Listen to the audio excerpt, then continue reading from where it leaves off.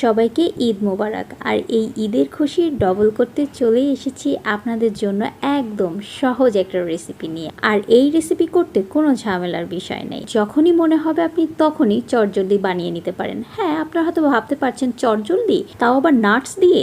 Impossible.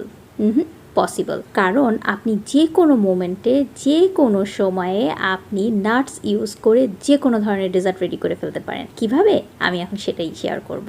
প্রথমেই আপনি আপনার পছন্দের বাদামগুলো নিয়ে নেবেন আর পরিষ্কার পানি দিয়ে ভালো করে ধুয়ে অল্প একটু পানি দিয়ে মাইক্রো ওভেনে জাস্ট 30 সেকেন্ডের জন্য দিয়ে দিবেন।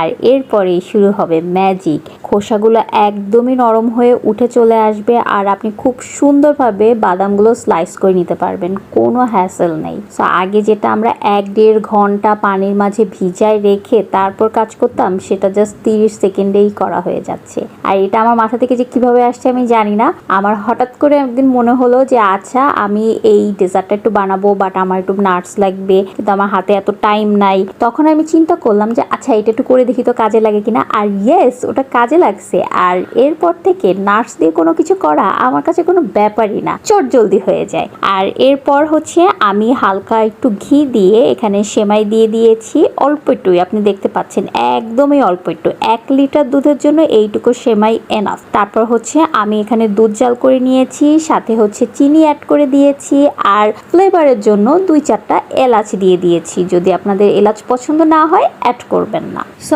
আজকে ঈদের দিন বাসায় কিন্তু অবশ্যই এই সেমাইটা ট্রাই করবেন, কজ এটা এত মজার একটা সেমাই, সবাই অনেক পছন্দ করবে।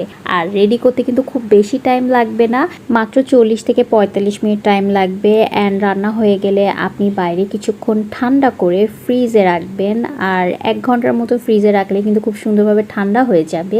আর বিকালের মধ্যেই আপনার বাসায় গেস্টদেরকে কিন্তু এই সেমাইটা সার্ভ করতে পারেন, সবাই খুশি হয়ে যাবে। ট্রাস্ট মি গাইস, সবাই খুশি হয়ে যাবে, কজ এই সেমাইটা এত মজা বলার বাইরে।